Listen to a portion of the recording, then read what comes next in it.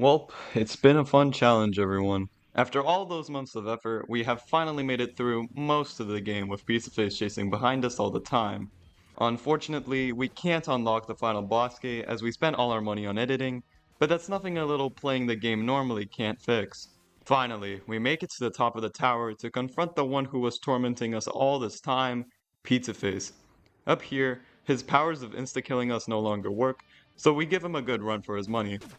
Oh, also, there's this weird guy who was secretly operating Pizzaface the whole time. Not sure what that was all about, but yeah, we beat him up as well. Now, all that's left to do is to grab our friends and get out.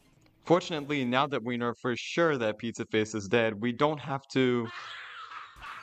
Turns out, Pizzaface has one more trick up his sleeve. Cheating. I mean, that's what he's been doing all this time, and it doesn't even make sense for him to even show up during the war level, but this is just absurd. Coming back from the dead only to reach us in a level where using the panic command can't even get him to spawn? How great. Fortunately, this final level, the Crumbling Tower of Pizza, isn't too bad thanks to all the skills we've gathered along the way. The full run is in the description. The first room isn't too bad with some buffered fastfalls and a wall dive. The next room is a bit more problematic, as we're forced to pick up a gun to break the target blocks here. Not only does this give Peppino severe PTSD, but Pizzaface is also given a prime opportunity to catch us. Thankfully, if we take the unintended route of jumping on this block and getting the gun from the right, we regain control before Pizzaface catches us. I can then juke him off the left wall to be able to turn around before breaking the blocks.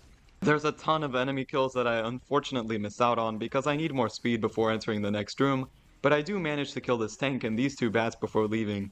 I wall dive twice in the next room to make it down to this problematic target section. Shooting the 4 target blocks normally would require us to lose too much speed, so I do a double shot by pressing the fastfall bind at the top to break all 4 at the same time. Pizzaface is still pretty close, making a turn off the left platform a bit too risky, so I head to the left to juke him off the left wall to gain more distance. Normally there would be an annoying piranapple in the way, but I make sure to kill it and the pineapple animatronic by shooting after drifting on this ledge. This also cancels the drift, which makes performing the double shot easier.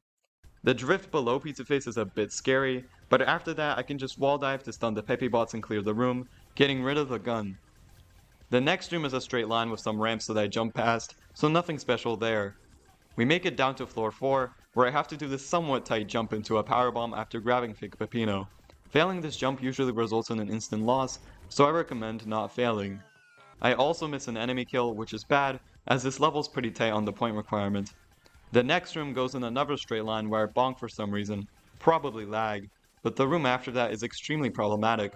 The first section is fairly simple, where I can grab slide off this ledge to make it into the gap while retaining some of my speed, and then super taunt on the lower level to kill the 2 annoying enemies, which is just fast enough to slip under Pizzaface. The next section has the Weenie mount though, where we have to turn it around twice to kill the 2 stupid rats while falling down incredibly small gaps. These turns are too wide and take too much time, so doing them as fast as possible before Pizzaface catches up is impossible. So instead, I have to find a way to turn around and slip underneath Pizzaface after each turn. Somehow. Since the Weenie has limited mobility, turning around with it is fairly difficult. Unlike a normal drift, you can't fall through the hole while retaining all your speed, so the Weenie takes some time to speed up once at the bottom. This gives Pizzaface plenty of time to catch up, which is a problem. Thankfully, I stumble upon this strat, where if I lure Pizzaface to the right by bonking on the ceiling until he passes this gray section in the background, I can quickly hop on the Weenie and kill the rat. Right after killing the rat, I can start slowing down, giving Pizzaface some time to catch up, and I can then start turning around right as the Weenie is just off the ledge. This lets me regain 7 speed before reaching the ground, which is just enough to slip underneath Pizzaface and kill the second rat. Since this was the last rat in the room, I no longer need the Weenie, so I'm jump off it and twirl down, grab sliding underneath Pizzaface to exit the room. The next room has an even worse transformation, the rocket, which results in an interception with Pizzaface if I were to go too fast. To avoid this, I intentionally slip on the banana peel to lose speed, and turn after killing the first rat, where I once again just barely miss a big collect. Getting enough points now will be incredibly tricky. Fortunately, I go up and fly just past Pizzaface, insta-turning after killing the rat to retain speed. I don't go for the legendary banan skip as I want to collect the cheese at the top of the room with the anti-gravitational olive. Floor 3 isn't too bad. We're just going moderately fast and pile driving this pinnacle avoids Pizzaface entirely. I killed this monkey and super taunt here for some more points, making sure to enter the next room at top speed. There's a golf section here, where I can get the grease ball down really fast by bumping it with a roll at the top, waiting for it at the bottom before grab sliding into it, and grab sliding into it one more time here to score the goal before Pizzaface catches up. The next room isn't too bad, where one bonk usually results in a game over, but you can generally get enough distance between Pizzaface for the cannon goblin to have enough time to kill the rat here. Floor 2 is a straight line where I really have to kill every enemy this time around. I missed the big collect in the next room because I jumped at it too fast, so now I'm really more worried about my points instead of Pizzaface. The next few rooms are literally straight lines where if Pizzaface catches you, you should just consider uninstalling. But I make sure to kill this pizza boy cutout right before the exit to make sure my combo lasts while I taunt at the door. Thankfully, 6 taunts in a 69 combo is just enough to net me the P rank, ending in 3 minutes and 39 seconds.